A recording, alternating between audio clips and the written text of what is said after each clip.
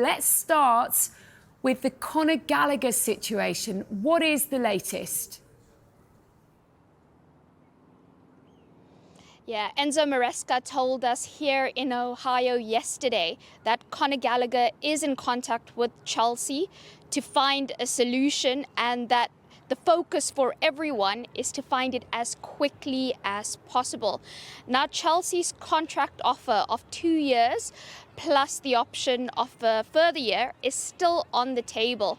Gallagher, remember, he has turned down 3 offers so far from Chelsea, as well as the opportunity to move to Aston Villa. Now, following all these developments quite closely will be Atletico Madrid, because they've agreed a deal with Chelsea for Gallagher, and ideally they want an answer from him by the end of this weekend, because they need to kick on with their own season planning. So they're not going to be waiting around. There's pressure from them for a decision to be made. Now, further talks were held with Gallagher yesterday by Chelsea, and I'm told the sticking point really is that the player doesn't feel like the terms, the length of the contract, offer him any sort of security.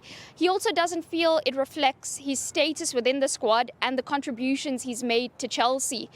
Chelsea, on the other hand, feel that it's a fair deal, given they don't believe he will be a starter under Maresca. They think that he'd be a squad player given this switch to a possession-based approach.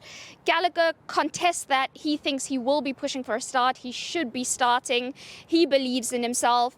Ideally, he would like to stay at Chelsea. The club means so much to him. He's given so much to them. But ultimately, if they cannot find a solution, because it's pretty apparent that the way the player views himself is quite different to the way the club views him under this new era. If they can't find a compromise, then it looks like the answer might be in the affirmative to Atletico Madrid by the end of this weekend. But Chelsea and Conor Gallagher working really hard to find a solution. I am told that all parties involved want it to be a quick one, a respectful one, and on good terms. Right, Mark McAdam is with me to round up the day's transfer news. We were just hearing from Melissa about Conor Gallagher and what the state of play is there. What's your reading of the situation? Unsavoury, messy, and not what you'd expect from a club of Chelsea's stature, and not particularly when it comes to a player of Conor Gallagher's position within the club. You look, he played over 50 games for Chelsea last season. Mauricio Pochettino made him the captain on numerous occasions as well, and he was a real leader in the heart of that midfield in what was really a poor season by Chelsea's very high standards. The fact that Atletico Madrid have put this timescale on a decision would suggest perhaps their frustrations at having to wait. They've agreed a big package. 40 million euros is a sizable fee for a player, but of course Conor Gallagher has to have the final say, and it has to feel right for him personally. So we've got a big 48 hours ahead, whether he decides to potentially agree personal terms and fly out to Madrid for a medical, or he goes back to Cobham on Monday, waits to see what the hierarchy say at Chelsea. Maybe there is room for manoeuvre with regards to a new contract at Stamford Bridge. However, it certainly feels like his time at Chelsea is coming to an end, and now it's just about finding the right solution for all parties. Chelsea don't want to sell to a Premier League rival, but if they get the right offer, then of course they will. And they don't want to see Conor Gallagher leave next summer on a free transfer like you saw with Rudiger and Christensen. So, one to keep an eye on, shall we say. Yeah, OK. Well, look, pre-season squads, they can sometimes maybe be a little bit misleading, aren't they? But saying that, there is a notable absentee in Italy, isn't there?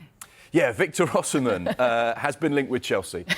We know this is a huge deal and quite potentially could be the blockbuster deal of this summer, certainly involving a Premier League side. You have to go back to December, where he signed this new big contract at Napoli that would have kept him there until the summer of 2026.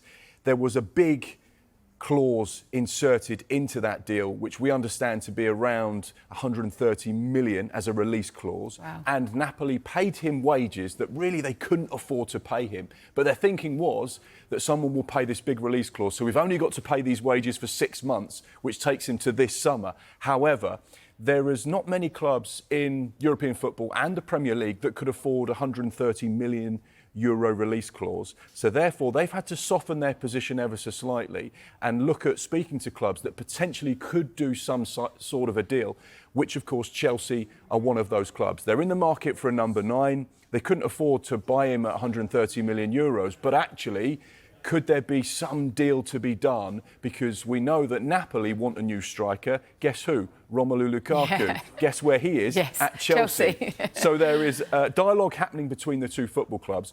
The fact that Victor Osimhen isn't involved for Napoli's game against Girona today could potentially be telling, because their season starts officially in 2 weeks' time.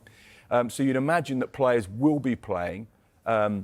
That will be involved in that opening game. But of course, a player of his stature, calibre and price tag, you wouldn't want to risk potentially if it could cost your club a lot of money. So yeah, Chelsea fans will be eagerly watching what happens with Victor Osimhen and Napoli over the coming days. We know the dialogue continues, but there is a long way to go to potentially get this deal done. West Ham have been busy. They've certainly been in the headlines as well, haven't they? Very close with Nicholas Füllkrug.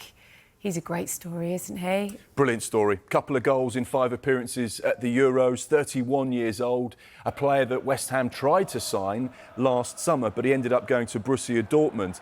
He was given permission this morning to leave Borussia Dortmund's pre-season tour in Switzerland because the club described it as an opportunity for talks with another club. We know that club was West Ham.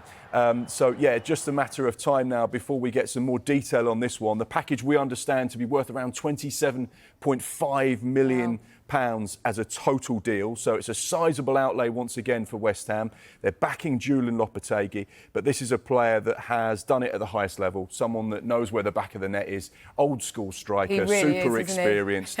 And with a nickname Lucky. Exactly. That's what they need, West isn't Ham it? fans will be hoping he brings a little bit of luck this season. But yeah, it certainly feels like that deal is getting closer. The other one to keep an eye on as well, Guido Rodriguez, medical today.